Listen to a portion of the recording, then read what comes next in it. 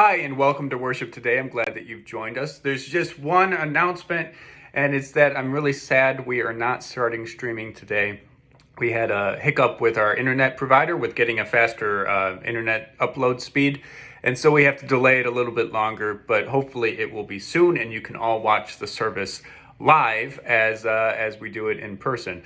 These sermons, of course, these videos of the sermons will continue because that's easier access to the sermon. But we hope that you'll join us for our live streaming once we can get it going. With that, though, let us begin with the Gospel according to Luke. And glory to you, O Lord. Now, all the tax collectors and sinners were coming near to listen to Jesus, and the Pharisees and the scribes were grumbling and saying, "This fellow welcomes sinners and eats with them." And so he told them this parable. There was a man who had 2 sons. The younger of them said to his father, "Father, give me the share of the property that will belong to me." And so he divided his property between them. A few days later, the younger son gathered all he had and traveled to a distant country, and there he squandered his property in dissolute living. When he had spent everything, a severe famine took place throughout the country, and he began to be in need. And so he went and hired himself out to one of the citizens of that country, who sent him to his fields to feed the pigs. He would gladly have filled himself with the pods that the pigs were eating, and no one gave him anything. But when he came to himself, he said, "How many of my father's hired hands have bread enough to spare? But here I am dying of hunger. I will get up and go to my father, and I will say to him, 'Father, I have sinned against heaven and before you. I am no longer worthy to be called your son. Treat me like one of your hired hands.' And so he set off and went to the father, but while he was still far off, the father saw him and was filled with compassion. And he ran and put his arms around him and kissed him. Then the son said to him, 'Father, I have sinned against heaven and before you. I am no longer worthy to be called your son.' But the father said to his slaves, 'Quickly, bring out a robe, the best one, and put it on him. Put a ring on his finger and sandals on his feet, and get the fatted calf and kill it, and let us eat and celebrate, for this son of mine was dead and is alive again. He was lost and is found.' And they began to celebrate. Now his elder son was in the field, and when he came and approached the house, he heard music and dancing. And he called one of the slaves and asked what was going on. And he replied, 'Your brother has come, and your father has killed the fatted calf because he got him back safe and sound.' Then he became angry and refused to go in. His father came out and began to plead with him. But he answered his father, 'Listen, for all these years I have been working like a slave for you, and I have never disobeyed your command. Yet you have never given me even a young goat so that I might celebrate with my friends. But when this son of yours came back, who has devoured your property with prostitutes, you killed the fatted calf for him.'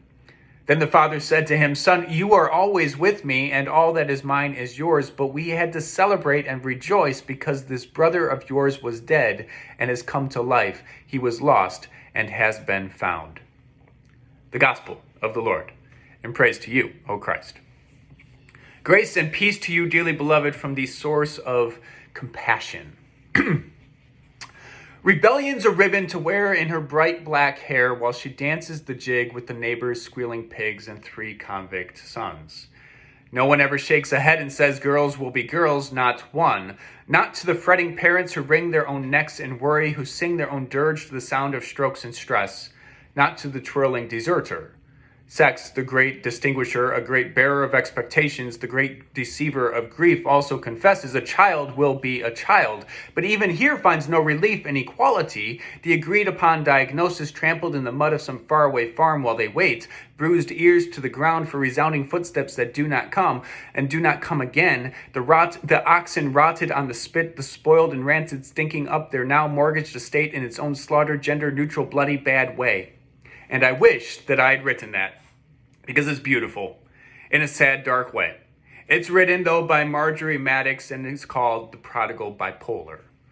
It catches the parent waiting, the compassion that feels like pity, the twisting turn of the mind, extreme up and down, that elongated mood that cannot be shaken away, an estate without gender, lost to famine, lost to squandering, a poem that leaves a feeling, a gut-wrenching twist of sanity, rebellion of rebellions. Here, That the father reaches out in his longing for peace, not just to a son once lost, but to a son still there. A story about a father who is lost searching for that peace. And many of us know those middle of the night wakings, those stumbling down the stairs to refill a sippy cup, warming milk when our eyes still can't focus, trips to the potty after stripping off the linen, soothing a child woken by dreams of squids and spiders, patting a child back to bed with their blanket or their duck. Many of you know the love of a parent, and some of us only slightly get it. Being the one patted on the back, remembering waking up in the middle of the night that we could strip our own beds apart, a parent appearing at the doorway with a fresh new linen as they looked on with compassion that felt an awful lot like pity. And perhaps we just pitied ourselves. We looked back at our memories of failure, especially failure we can't control. We look back with dread and wondering what could have been different. And so the father watches his son leave with his inheritance that he knew better, or maybe he already knew. His younger son was unhappy, trapped in a life he didn't want, stuck in a job, a profession, a labor he had no passion for. But it was work the kid knew. And so after squandering his family's wealth, his family inheritance, the young man returned to the fields, returned to caring for pigs. And when hunger had overwhelmed him, he returned to the family farm, and the father welcomed him back, patted him on the back, invited him to a feast, not to purchase his love, but to celebrate life. And so a child runs off and is found when he returns. But the older son is not happy about this. He had wanted feasts in the past, but like so many older children, he had to be an example of how harsh things can be so that the younger don't do it. And he never even considered asking for his inheritance. And so a child stays put and is lost in his presence. And we are lost, but not like these two kids. We're not lost in presence, nor are we lost where we are.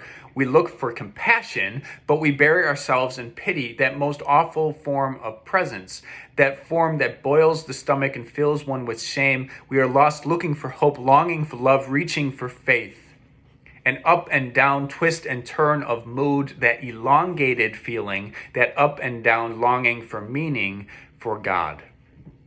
And see, Jesus too was lost in a trip to Jerusalem, lost looking for God, looking for his own difficult choices. Jesus stepped into all the grief and pain and desire of this life, his ear to the ground, listening to our footsteps. How many pitied this man from Galilee, this man from Nazareth? How many thought he deserved what he got? How many celebrated the day while jealousy wrapped them in the very next?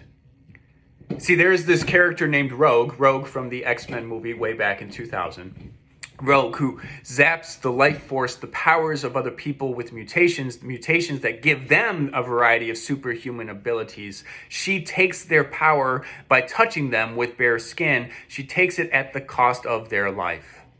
But she has passed out and appears to be dead. And so Wolverine, another mutated human, a mutant with the ability of rapidly healing, Wolverine runs up to her. He cradles her in his arms, pats her on the back like any parent might a child. He is overwhelmed by grief for this young teen, this rogue who had left her family, this rogue who had left her people, this rogue who, like the prodigal, found herself longing and looking for love without pity. Wolverine cradles her and takes off his glove. He touches her face, wanting to give her his healing power. And so she takes his powers, and his old wounds open up and blood drips from his side, a Christ figure providing life out of death. Life not from pity, but life from love, from compassion. The father runs up to the prodigal, the father runs up to the older, the father runs up to the rogue, not offering pity, but the love of a parent, the love of a friend, the love of compassion. And we share that with others. We reach out for justice. We reach out to offer hope. We reach out in the presence, in our passion, in our actions. We create more than a place of welcome. We are overwhelmed by grace, grace in forgiveness, grace that reaches into the pits of stomachs and wipes away shame. Those memories of being pitied become true memories of worry, memories of compassion shared with a loved one in pain. And we must be careful with these stories, with these parables. They're really tempting to explain, right? And I said it last week, and I'll probably say it next week too. We can't assign roles to different characters. We aren't meant to figure anything out. We are meant to experience the story and what it means to us.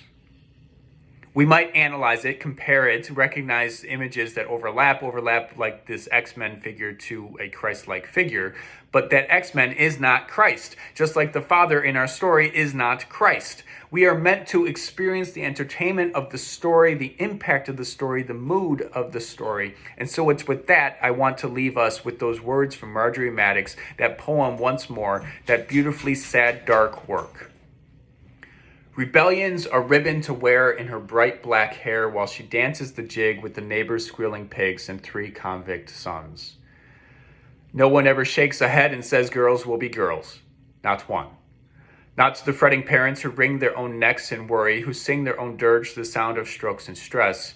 Not to the twirling deserter. Sex, the great distinguisher, the great bearer of expectations, the great deceiver of grief, also confesses a child will be a child. But even here finds no relief in equality. The agreed upon diagnosis trampled in the mud of some faraway farm while they wait, bruised ears to the ground for resounding footsteps that do not come and do not come again. The oxen rotted on the spit, the spoiled and rancid stinking up their now mortgaged estate in its own slaughtered, gender-neutral, bloody, bad way. And while we might experience pity, Christ runs to us and we share true compassion. Amen.